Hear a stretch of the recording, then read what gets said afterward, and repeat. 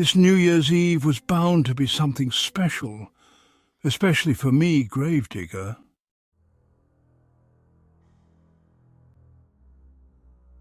For several years now, Westwood Forest had been reaping its bloody harvest, making the townspeople shudder in terror.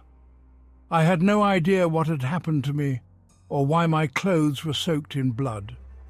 Torn body parts lay everywhere, and the air was thick with the stench of death. I couldn't figure out how I ended up here.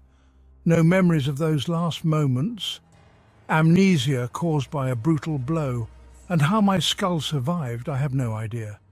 Still, I've got no right to complain, especially considering that group of dead bikers. They had no luck at all.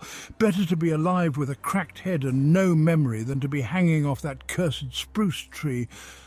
God, it's enormous. Its rough trunk splattered with fragments of flesh near the base, its branches sagging under the weight of frozen blood clinging to the needles. I tried, but I couldn't piece together the chain of events.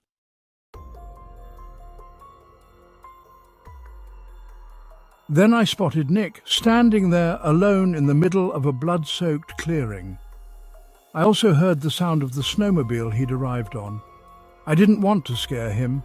My head was throbbing as if it had first been bowled down a lane a few times, then slapped back onto my neck.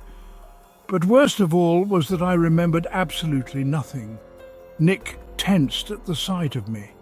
"Sam, that you? What happened here and why are you covered in blood?"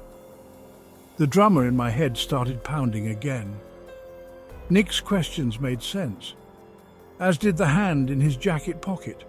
No doubt he had a gun hidden there. Still, I couldn't just stand there silently. "Yeah, it's me, Nick. Listen, I have no idea what happened.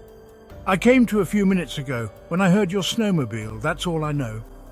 Nick eyed me suspiciously, and I couldn't blame him. It's not every day you stumble on a slaughter like this. Then you find the only survivor claiming to remember nothing. Nick voiced his doubts again. "You said you'd be late, but somehow you got here before I did. How is that even possible? We were supposed to arrive around the same time." Something doesn't add up, Grave. Until now, whoever or whatever did the killing has never left a witness behind. And you got off scot-free? Strange kind of luck. His words got under my skin.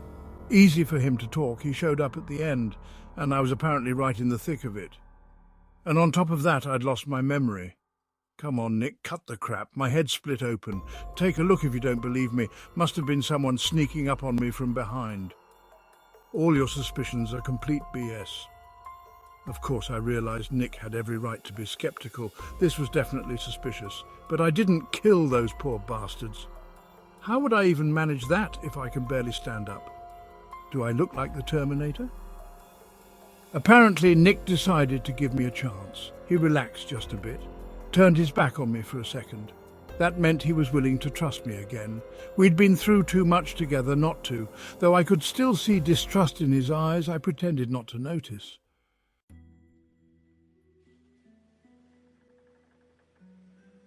With a nod, Nick suggested we head inside the cabin. I glanced at the dark windows, only now realizing there was no light on inside.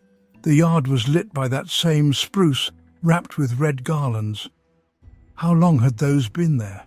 Judging by their look, more than a year, maybe decades, who knows?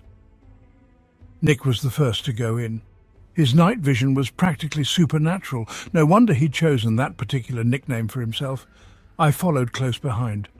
The whole time I was on edge, unnerved by the irrational nature of what was happening. Why was I the only one who survived? Where was my snowmobile? Was it random luck or part of the plan?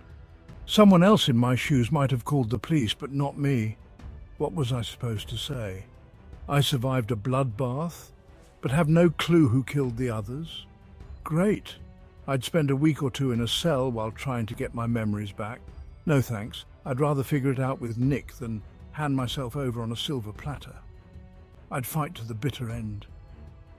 Damn, my head hurts.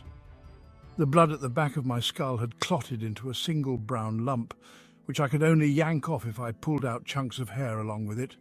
I wasn't about to try. My brain was throbbing like crazy, and my vision blurred so badly I was seeing two Nicks in front of me. Drawing his pistol, Nick nudged the door open with his foot, entering almost noiselessly. I couldn't help thinking how ridiculous the word hippo in his old joking nickname sounded when he was stealthy as a real predator. A sudden, frantic thought flashed through my mind. Maybe he was the one who killed them all. Maybe he arrived before me, took everyone out, and didn't finish me off, misjudging the strength of the blow. It was a terrifying idea, but not easy to dismiss. Nick groped along the wall for the light switch, and the room flooded with brightness. He'd done it for me. He could see just fine in the dark. In the first room, we didn't find anything unusual, aside from a table loaded with food and booze, and there was a lot more alcohol than snacks. Looks like the bikers planned a serious party. Shame they never got to try any of it. "The table's untouched," Nick remarked. I nodded in agreement. Talking was difficult.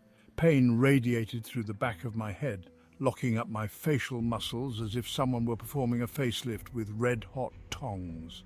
My lips felt wooden, and my mouth was parched like a desert. A swig of water would be heaven right now. I reached for the nearest bottle of soda, but Nick gave me a disapproving look, wordlessly reminding me not to leave fingerprints. "All right, man, I'll just take it home with me later." He frowned and moved on. The next room was even weirder. The floor was littered with spruce needles, as if the dead bikers had been thrashing each other with branches.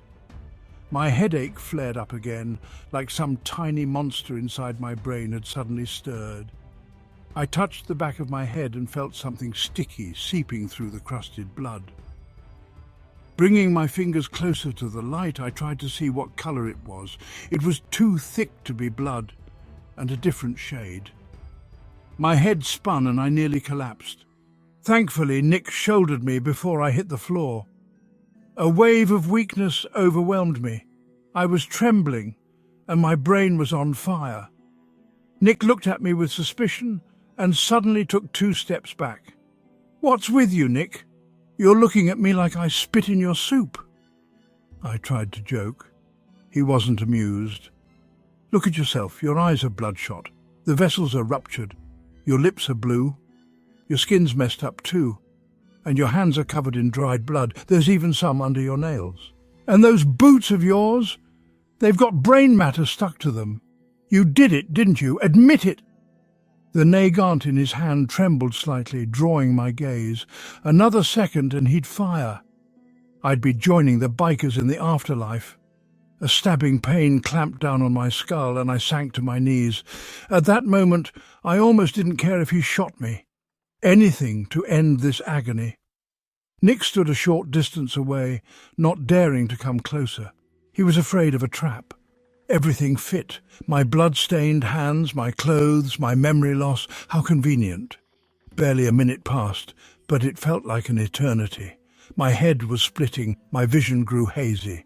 Nick slowly pulled back the hammer. I froze, then raised my hands closer to the light.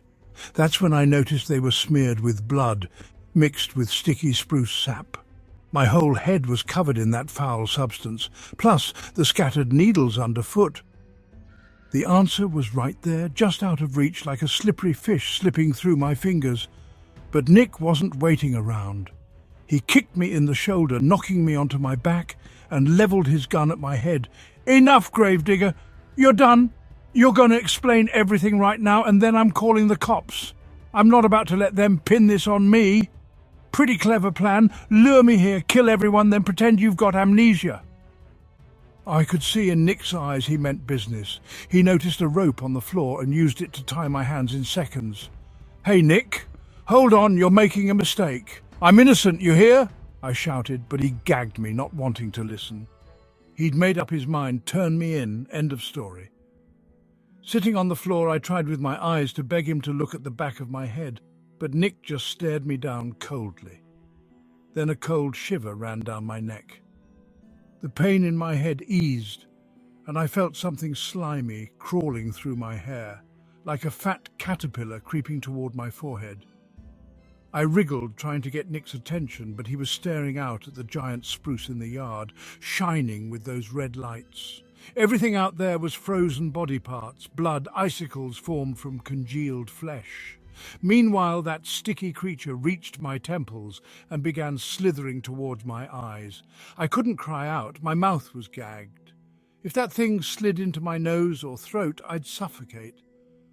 Once the monstrosity hit my chin, my mind suddenly broke free, and memories started flooding back. At first just a second here and there, then bigger chunks until I could piece together the entire picture. All at once I remembered why we'd come here, and who had lured those bikers into this trap. It turned out the biggest secret wasn't in the cabin. It was in the spruce itself.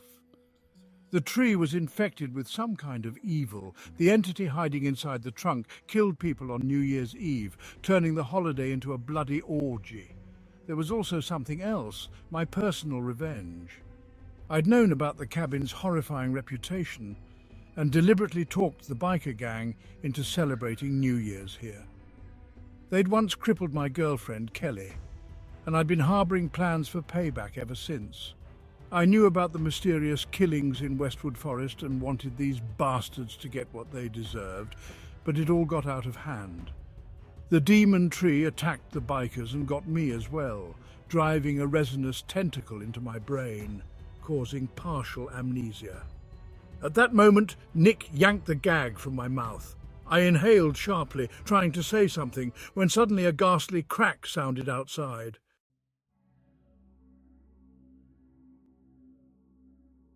"Nick, we've got to get out of here, you hear me? Untie me, I'll explain everything later," I yelled. A fierce growl at the door told us the creature responsible for these grisly murders was on the prowl again. Nick didn't argue. "What the hell have you gotten me into? Why did everyone else die and you survived?" I had no chance to reply.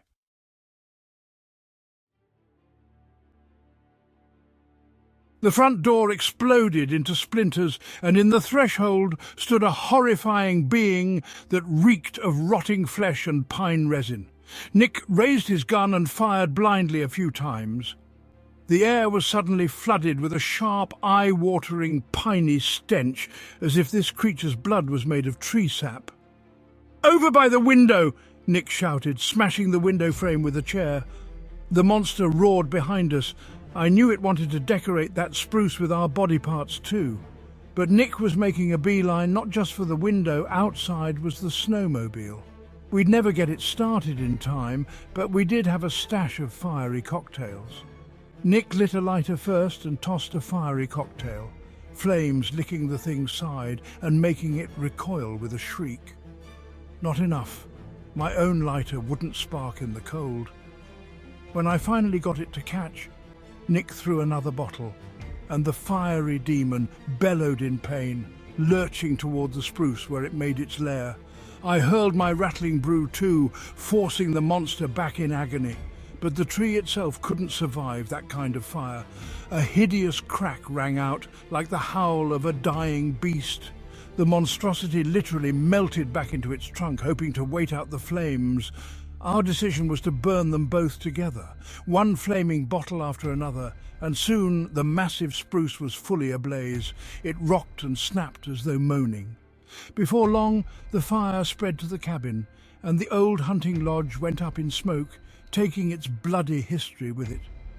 The final scene of this fiery show was the spruce toppling over, the heavy branches nearly crushing us. Nick managed to leap aside, and I followed. "That's it. Enough. We need to scram before the cops get here. Though who's going to come to this godforsaken place on New Year's night anyway?" Nick said, breathing heavily.